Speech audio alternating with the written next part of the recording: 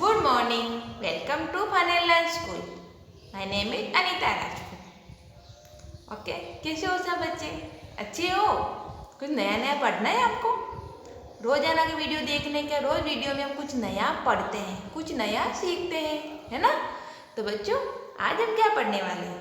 हमने हमारी किताब पढ़ी ना? तो बच्चों, आज हमारा चैप्टर 6 मन करता है। क्या है हमारे चैप्टर का नाम? वो तो हमने पढ़ लिया, है ना?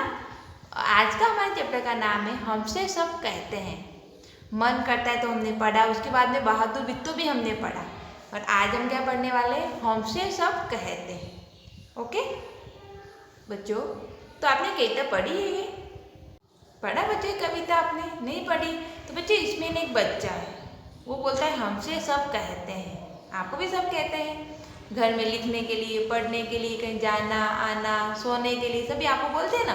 क्यों? आप छोटे हो बच्चों, आपको पता नहीं चलता है कि आपको क्या आपके लिए सही हो, क्या आपके लिए गलत है। इसलिए मम्मी पापा हो, दादा दादी हो, बड़ी दीदी बड़ा भाई होते हैं तो आपको बोलते हैं कि चल अब ऐसा कर लो, चल ऐसा कर लो, तो आपको अच्छा नहीं लगता है। पर बच्चों इसमें आपको गुस्सा नहीं करना चाहिए। क्यों?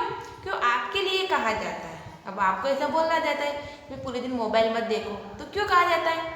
क्यों भाई? आपकी आंखें खराब हो जाती है, इसलिए पूरे दिन मोबाइल नहीं देखना चाहिए। पूरे दिन खेलना भी नहीं चाहिए। खेलने का टाइम होता है शाम को 1 घंटा, पर ऐसा नहीं कि हम एनी टाइम ही खेलते रहे, है ना? पढ़ने के लिए बोला जाता है, तो आपको बुरा लगता है कि ये क्या मम्मी पूरे दिन पढ़ने के लिए बोलती है, होता है ना? पर क्यों बच्चों? ऐसा किस लिए कहा जाता है कि आप पढ़ोगे तो आपके अच्छे नंबर आएंगे ना, है ना? वो पढ़ना भी जरूरी है। जैसे आप अभी पढ़ोगे, 2nd 3rd क्लास में अच्छा पढ़ोगे तो आपके अच्छे नंबर आएंगे, तो आप 4th में आ जाओगे। और आप नहीं पढ़ोगे तो आप क्या होगे? उसी की क्लास में, वो की वही क्लास में रहोगे। आपको अच्छा लगेगा? आपको भी अच्छा नहीं लगेगा, और आपके मम्मी पापा भाई बहन को भी अच्छा नहीं लगेगा। इसलिए वो क्या बोलते हैं, चल इतना पढ़ ले, चल इतना होमवर्क कर ले। ओके बच्चों, तो उनकी बात माना करो और गुस्सा मत किया करो, वो आपके लिए कहा जाता है। ओके चलो, तो आज हमारी कविता भी ऐसे ही है, हमसे सब कहते हैं। चलो हम पढ़ते हैं और समझते हैं कि ऐसा क्या है इस कविता में। तो बच्चों देखो, ये हमारी कविता पेज नंबर 47 है ना। हमसे सब कहते हैं मतलब हमें ही सब कहते हैं, वो हमने समझा ना वो।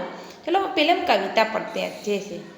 कविता पढ़ेंगे फिर बाद में इसका अर्थ समझेंगे। ओके तो बच्चों, आप में जैसे कविता में बोलूँ एक एक आपको मेरे साथ बोलना है। ओके तो देखो, नहीं सूर्य से कहता कोई, क्या है? नहीं सूर्य से कहता कोई, धूप यहाँ पर मत फैलाओ। कोई नहीं चांद से कहता, उठा चांदनी को ले जाओ। पढ़ा? चलो फिर से पढ़ते हो ना। नहीं सूर्य से कहता कोई, धूप यहाँ पर मत फैलाओ। कोई नहीं चांद से कहता, उठा चांदनी को ले जाओ। फिर देखो आगे,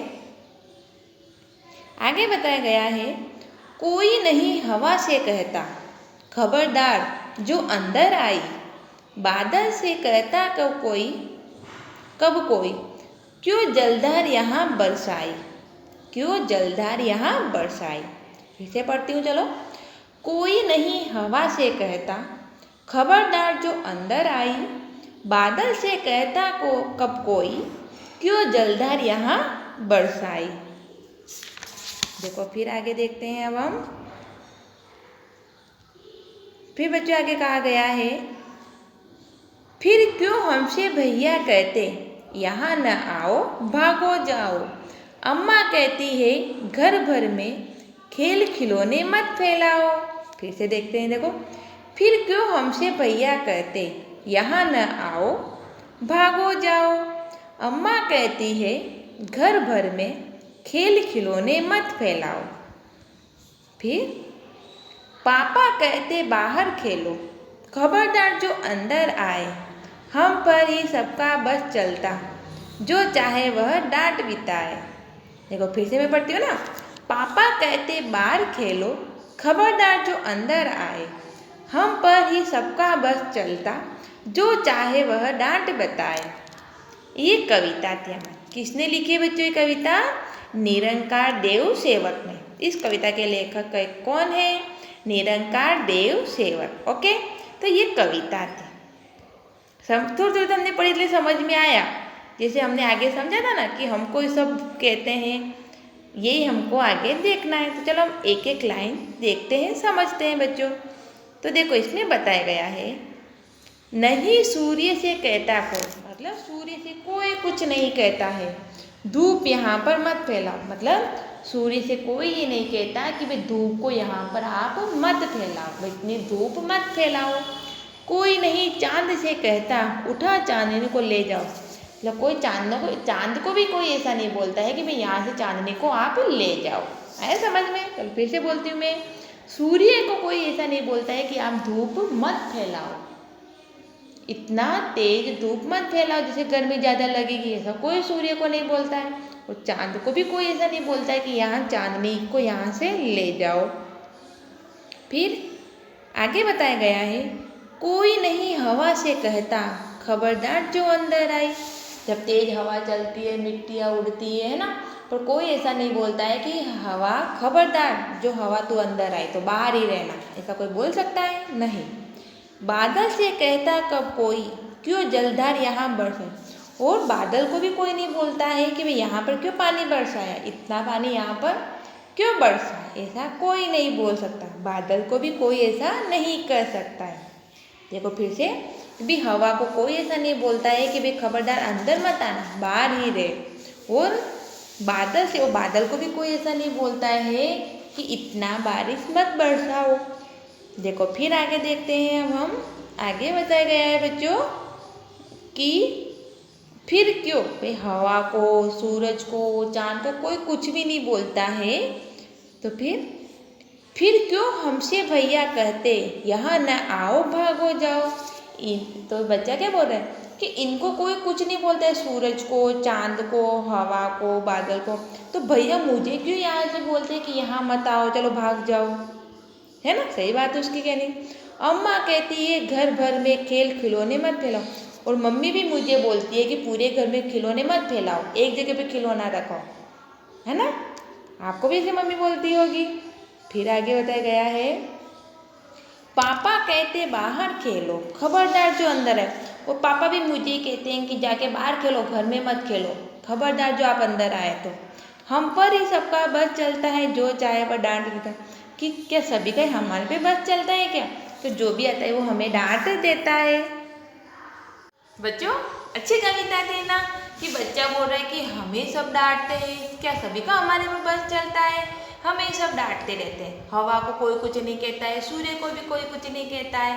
पर बेटा आप तो समझते हो ना कि मैंने अभी आपको आगे बताया था कि सूरज पे तो हम नहीं बोल सकते कि आप ऐसा मत करो। बच्चे आपको भी क्यों बोला जाता है? आपको कोई डांटा नहीं जाता है, आपके अच्छे के लिए बोला जाता है। ओके, अच्छी लगी कविता, समझ में आई? तो इस कविता को बच्चों आप अपनी हिंदी की किताब में, कॉपी में लिखना, अपने नोटबुक है ना उसमें लिखना। ओके, तो चलो हम इसके प्रश्न उत्तर देखते हैं बच्चों। अब देखो बच्चे, ये हमारे प्रश्न उत्तर है। इसमें पहला प्रश्न दिया गया है, अगर तुम्हें इस कविता का नाम बदलने को कहे तो तुम्हें इसे क्या नाम दोगे? तो क्या नाम दोगे बच्चों? आप कविता पढ़ी तो आपने, तो देखो अगर हमें इस कविता का नाम बदलने को कहा जाए तो हम इसे भेदभाव या टोका टाकी नाम देंगे। भेदभाव मतलब बच्चे के आधार पे आप ये बोल सकते हैं कि भेदभाव किया जा रहा है, पर ऐसा नहीं होता है बच्चों। फिर देखो, पाठशाला में और घर में तुम्हें क्या क्या करने के लिए कहा जाता है, क्या क्या करने के लिए मना किया जाता है, नीचे वाली तालिका में लिखो। तो क्या करने के लिए बोलते हैं आप स्कूल में? साफ सुथरा रखो, मैदान या पार्क में खेलो, फूल मत तोड़ो, ये बोला जाता है। फूल क्यों तोड़ने के लिए मना किया जाता है? फूल रहेंगे तो हमारा गार्डन अच्छा लगता है ना, इसलिए। वो तोड़ के हम क्या करते हैं? तोड़ देते हैं, तोड़ दे हाथ में रखते हैं, फिर वो हमारे पैरों के नीचे आते हैं। तो ऐसा हमें नहीं करना चाहिए। फिर ये मत करो, कागज या फलों के छिलके इधर उधर मत डालो, दीवारों पर मत लिखो, और नियम का पालन करो, है ना? फिर देखो आगे कहा गया है, सूरज चांद की रोशनी को भगा देता है, बादल सूरज की रोशनी को भगा देता है, हवा बादल को भगा देती है। बताओ कौन किसे ज़्यादा ताकतवर है? तो देखो सभी में सूरज सबसे ताकतवर है, क्योंकि चांद तो सूर्य के प्रकाश में चमकता है, राइट, है ना? फिर यदि वह चांद के प्रकाश को भगा देता तो सूरज ही सदा निकला रहता, बादल सूर्य को थोड़े समय के लिए ही ढकता है क्योंकि हवा उसे उड़ा कर ले जाती है। सूर्य की रोशनी फिर आ जाती है। हवा का सूर्य पर कोई प्रभाव नहीं पड़ता है। आया समझ में बच्चों? देखो फिर से एक बार पढ़ते हैं। सूरज सबसे ताकतवर है। सबसे ज़्यादा ताकतवर कौन है? सूरज है। क्यों? क्योंकि चांद तो सूर्य के प्रकाश से चमकता है। चांद कैसे चमकता है? सूर्य का प्रकाश होने पर चांद चमकता है। यदि चांद के प्रकाश को भगा देता तो सूरज ही सदा देखो चांद के प्रकाश को भगा देता तो एनी टाइम सूर्य ही होता। बादल सूर्य को थोड़े समय के लिए ढकता है। बादल आता है सूर्य के ऊपर बस थोड़ी देर के लिए आता है क्योंकि हवा उसे उड़ाकर ले जाती है। किसको? बादल को तो हवा उड़ाकर ले जाती है। सूर्य की रोशनी फिर आ जाती है। हवा का सूर्य पर कोई प्रभाव नहीं होता है। देखो अम्मा पापा भैया दीदी सभी बड़ों का बच्चों पर बस चलता है। तुम्हारा किस पे चलता है? तो आप किस पे बताओ चलो। तो बच्चों इसका उत्तर आप स्वयं लिखना। ओके, तुम्हारे घर में तुम्हें कौन कौन टोकता है? तो कौन कौन? पापा मम्मी दादा दादी बड़े भाई बहन आपको बोलते हैं। किन किन बातों पर तुम्हें अक्सर टोका जाता है? तो दीवार पर लिखने के लिए गंदगी फैलाने, खिलौनों तोड़ने, घर पर शोर मचाने, फूल तोड़ने आदि पर टोका जाता है। इसके अलावा भी आपको कुछ किसी और बात के लिए टोका जाता है तो बच्चों आप लिखना और बताना। फिर देखो श्यालू को बहुत सी चीज़ों के नाम आते हैं। उनके नामों के लिखकर पट्टी भर ली। वे नाम मैंने लिखे हैं। देखो शक्कर कबड्डी पर ये सब नाम दिए गए हैं। लोमड़ी, गुलाब जामुन, शेर, ककड़ी, शतरंज, है ना।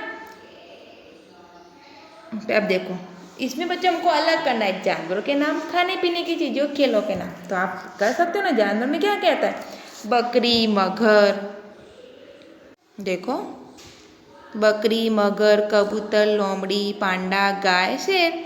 और खाने पीने में बेर, मसाला, ककड़ी, लड्डू, पपीता, गुलाब जामुन और शक्कर आती है।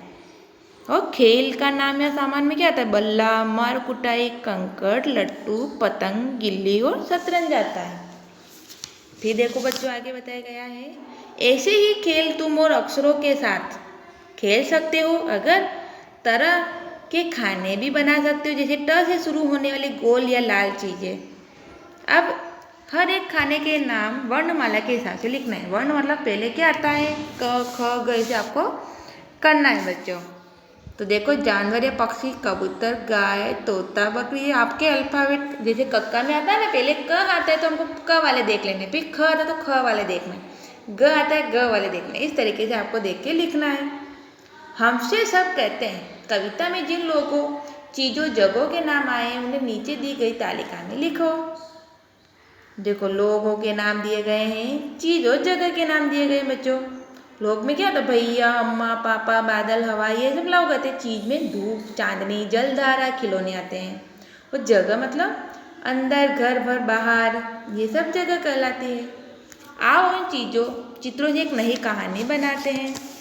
तो देखो चित्र दिया गया ना, उसमें कहानी है। तो देखो पहले क्या है? कौवे का चित्र दिया गया है। तो एक बार एक कौवे को एक रोटी मिली, फिर लोमड़ी ने सोचा मिली, फिर कौवे के पास रोटी देखकर लोमड़ी का मन ललचाया। वह कौवे से रोटी लेने का सोचने लगी। लोमड़ी बोली, कौवे भाई तुम तो इतना अच्छा गाते हो, आज मुझे भी गाना सुना दो। कौवा चतुर था, उसने रोटी को अपने पंजे में दबाया और बोला, मैं सब समझता हूँ लोमड़ी बहन, तुम्हें रोटी नहीं मिलेगी। लोमड़ी बहुत बुरा सा मुंह बनाकर चली गई और कौवा मजे से रोटी खाने लगा। ये हमारी कहानी थी। और दूसरी कहानी बच्चों आप अपने अपने चित्र देख के भी बनाना, है ना। ओके बच्चों, तो ये हमारा चैप्टर था हमसे सब कहते हमने पढ़ा। आप वीडियो को देखना बच्चों, समझना और इस कविता को अपनी हिंदी के नोटबुक में लिखना। ओके, हम अगले वीडियो में मिलेंगे। ओके बच्चों, बाय बाय बच्चों।